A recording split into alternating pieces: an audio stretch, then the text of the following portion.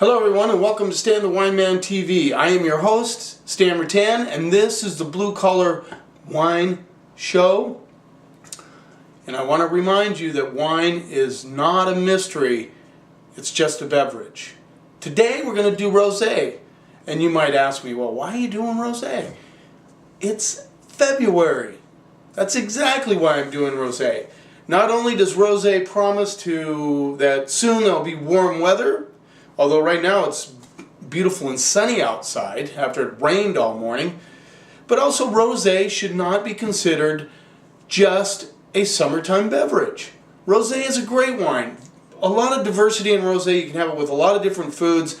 It's low in alcohol in most cases. And so it makes for a very nice wine to sip while you're cooking dinner. It's great with fish tacos, salad. Hopefully you guys have salad in the wintertime and not just in the summer. It's great with seafood, shellfish, shrimp. It's just amazing amounts of dishes that you can have rosé with. It's great with ham, great with chicken, with turkey. It's good with a lot of different things. So I know there's a lot of people that kind of stick their nose up at rosé and don't think much about it. A lot of people mistakenly equate it with white Zinfandel. It's entirely different, certainly not as sweet as white Zinfandel can be. Nothing against white Zin, by the way. It saved the wine world in the 70s. No, rosé is an excellent juice, and right now there's a couple of 2013 rosés out there that are coming on the market. I actually have 3 different years here, and so I want to try and see how they're doing. Let's get started right away with the Chateau de Campouget Tradition Rosé.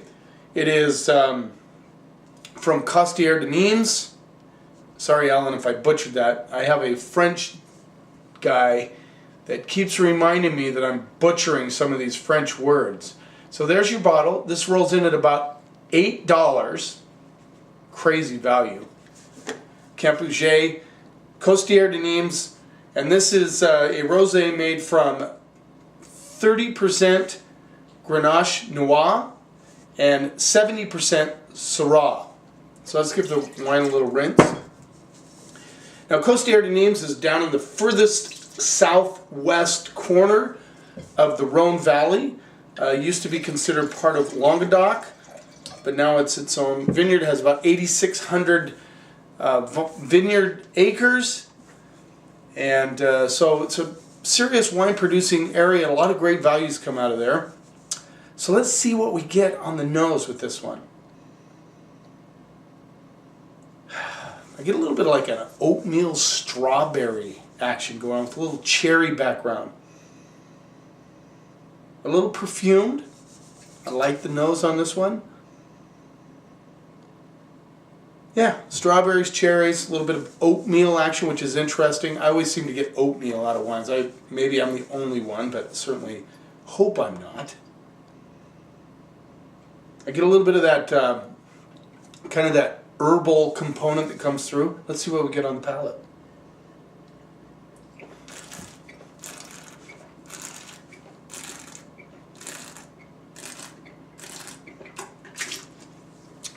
So this expresses rosé the way it should be. It's nice and dry, a little bit mineral driven. I didn't know if I mentioned the vintage was 2012. Very mineral driven. Really, I get a little bit of grapefruit, citrus pith on the backside. The cherries and the strawberries are still there, but nice and dry.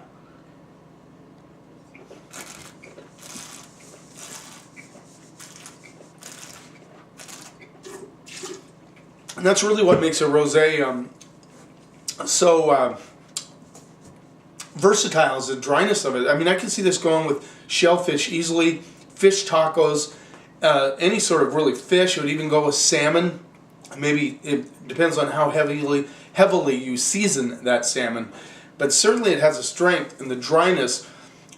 It's a wonderful wine. If you like dry white wine, but you want a little bit more love action, go with the rosé. $8 or $9. It's crazy.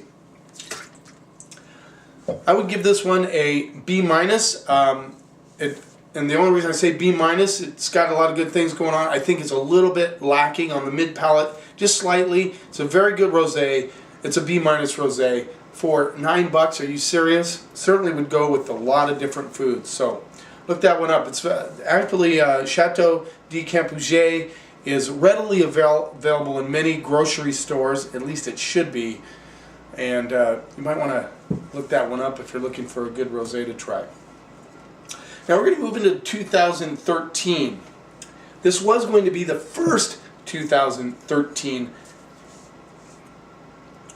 rosé I tried. This is Paradis from Provence, Essentiel Rosé, and it is a blend of, oh man, I'm sorry, just give me just a second.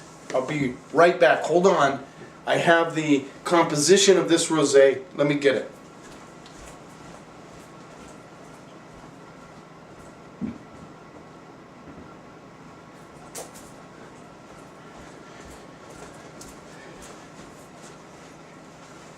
Yeah, I had the sales rep fire it to me because they didn't tell me what it was made from. So let me look here, and I will give you the composition of this rosé. It is 60% Syrah, 30% Grenache, 10% Cab Sauv. So very interesting blend from Provence, which is normally, a lot of times you'll see Mourvedre or Cinsault in that, but this runs at $16 retail, which is a good price for rosé from Provence. Provence is really one of the classic areas for rosé. Tempier from Bandol, that stuff runs about $40 a bottle. So this one runs at about $16. 2013, this was going to be my, as I was saying, this was going to be my first 2013 rosé. Matthew from Unique Wines was excited, and then somebody blew it by offering me a 2013 rosé from Sancerre just right after he gave me this bottle. But I'm not reviewing that one on this channel, so this is my first review of a 2013 Provence Rosé Paradis. Let's see what we get on the nose. Oh, see now. This is one of the things I like about rosé from Provence. I mean, you immediately get that kind of melon, watermelon, little provincial herb thing going on. But just like watermelons and cherries blended together, like Rainier cherries and watermelon. I love that. I love that aroma on a rosé. Sometimes it comes across a little like a bubblegum character, which isn't bad. Not bad. But that's sometimes those two blends of watermelon and cherry will come across bubblegummy. Is that a word? Bubblegummy?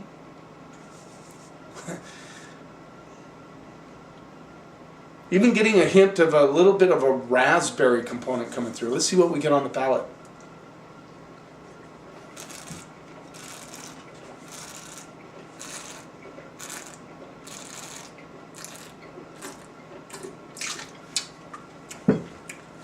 A lot more flavor in this wine. Still dry, has the minerals on it.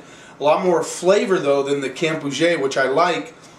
To get that flavor of the watermelon, raspberry, cherry element coming through. I mean, this stuff is hanging on my palate pretty good. For a rosé, that's amazing. I love the color on this. It's very, very light colored. A lot of people that are big into rosé, that's what they look for. They like the lighter colored rosés because they're drier. This is definitely on the dry side, but immense amount of flavors, which I really like.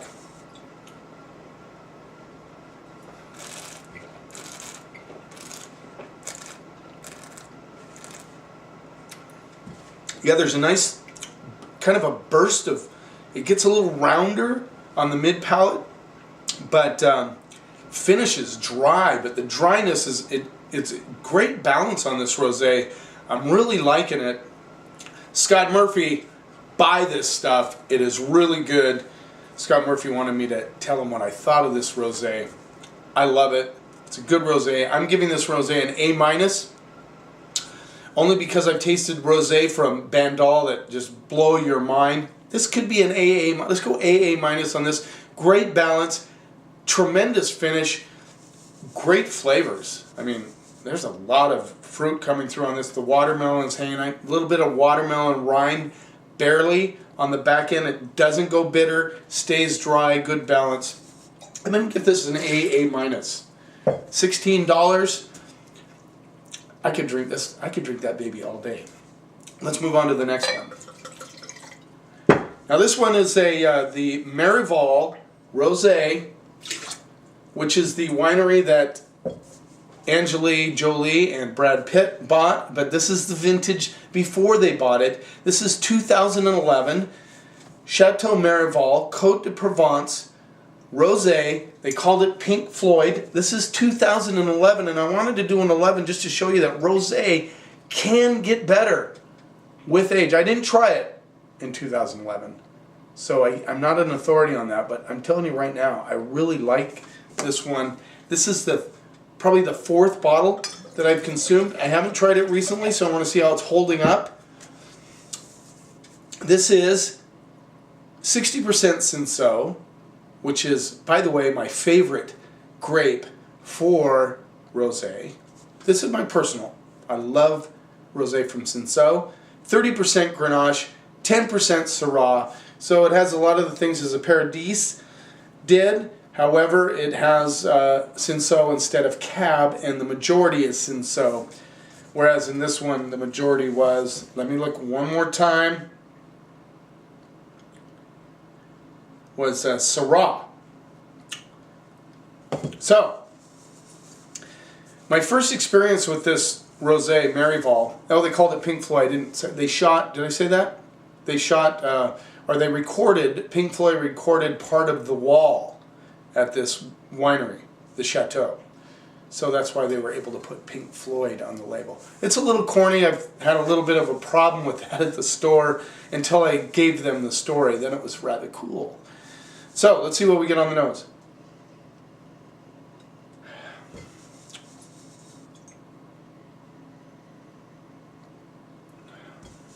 This is a little stinky.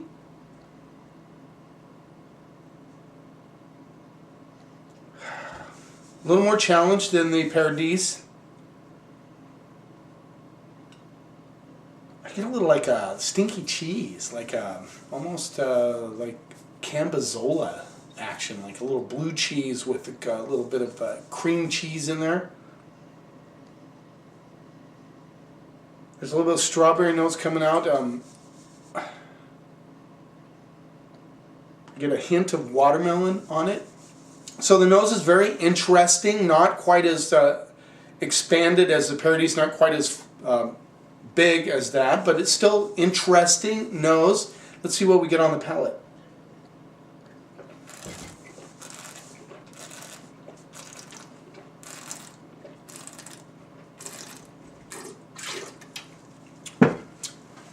I love this rosé. I like the Paradis. This is not as dry, a little more fruit forward. That could be because of the time in the bottle.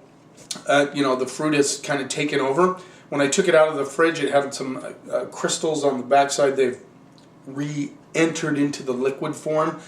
But, I mean, this is like an 11. We're into a 14. So this is almost about 2.5 years old, and it's drinking beautifully. I mean, it finishes dry.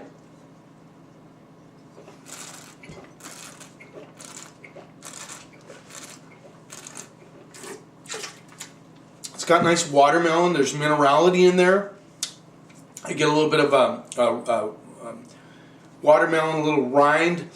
Definitely some interesting like strawberry meets herbs and a little bit of earthiness to it.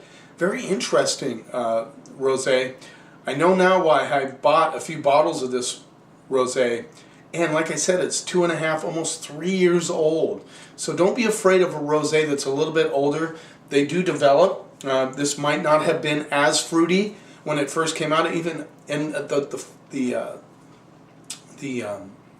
finish is just hanging on. This rolls in at $17 at my store, King's Market in Friday Harbor. I have it at $15. I think it was a little even more expensive than $18. I kind of wiggled on the price because of the age, but it's a beautiful rosé. So excellent. I'm going to give this one a AA-, just like the Paradis. Good stuff. Hopefully you are not limiting yourself to rosé just in the summer. I hope you can recognize the value of rosé with food and the fact that it's low in alcohol. Let me see, just real quickly. This is 14%, which is a little bit higher than normally the Paradis. I'm not going to take forever on this one. So 13% alcohol. And the Camp Auger rolls in at 13%. So you can drink these, don't have to worry about getting hammered drinking them. They're beautiful with food. They're just nice wines to drink on a daily basis. So thanks for watching. I hope you're having a great day, and here's to keeping the snob out of wine.